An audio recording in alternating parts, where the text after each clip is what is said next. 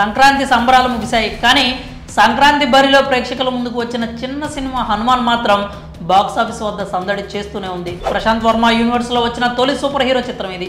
ఎలాంటి అంచనాలు లేకుండా వచ్చి అందరినీ మెస్మరైజ్ చేసేసింది ఈ మూవీ.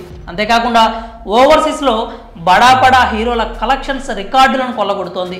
ఈ సినిమాకి సంబంధించి హీరో, డైరెక్టర్, మ్యూజిక్, సాంగ్స్ ఇవన్నీ అసెట్ అనే చెప్పాలి. కానీ కోర్ ప్రాణం అంటూ ఏదైనా ఉంది అంటే గ్రాఫిక్స్ పేరే చెప్తారు.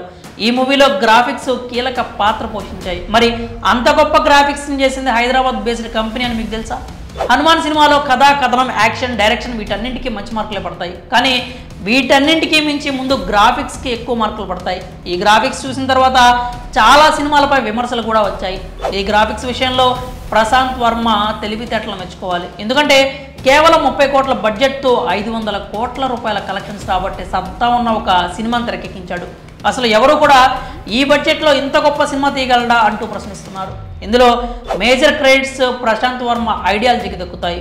ఆ తర్వాత హైదరాబాద్ బేస్డ్ హాలో హ్యూస్ స్టూడియోస్కే దక్కుతుంది. ఇలాంటి చిత్రాల్లో గ్రాఫిక్స్ ఎంతటి కీలక పాత్ర పోషిస్తాయో అందరికీ తెలిసిందే. ఇప్పటికీ టాలీవుడ్లో వస్తున్న ఎన్నో చిత్రాలకు గ్రాఫిక్స్ వర్క్స్ని విదేశాల్లో ఉండే చాలా పెద్ద కంపెనీల్లో చేస్తున్నారు. అందుకు కోట్లకి కోట్లు ఖర్చు కూడా చేస్తున్నారు. కానీ ప్రశాంత్ వర్మ మాత్రం హైదరాబాద్లోనే వరల్డ్ క్లాస్ క్వాలిటీతో గ్రాఫిక్స్ చేయించాడు. తన విజన్, ఐడియాలజీ, తెలివితేటలు, అతడి డెసిషన్ మేకింగ్ స్కిల్స్ చూసి ఇండస్ట్రీలో ఎంతో గొప్ప డైరెక్టర్లు, నిర్మాతలు కూడా ఔరా అనే పరిస్థితి వచ్చేసింది. ఎందుకంటే హనుమాన్ చిత్రంలో ఒక్కో సీన్ చూస్తే గూస్ బంప్స్ వస్తాయి. అలాంటి గ్రాఫిక్స్ని విదేశాల్లో కోట్లు ఖర్చు చేసి తీసుంటారని అంతా అనుకున్నారు. కానీ ప్రశాంత్ వర్మకు అంత బడ్జెట్ లేదు.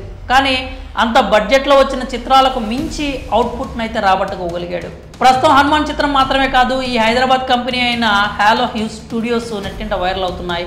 ఇంత అద్భుతమైన గ్రాఫిక్స్ ఇచ్చింది హైదరాబాద్ కంపెనీ అని తెలిసి ప్రశంసలు కురిపిస్తున్నారు. ఇక ప్రశాంత్ వర్మ సినిమాటిక్ యూనివర్స్ గురించి మాట్లాడితే అందులో హనుమాన్ చిత్రం మొదటిది. వచ్చే ఏడాది అధీరా అనే చిత్రాన్ని విడుదల చేసేందుకు రెడీ అవుతున్నాడు. ఇప్పటికే ఆ మూవీకి సంబంధించి టైటిల్ గ్లింప్స్ను కూడా లాంచ్ చేశారు.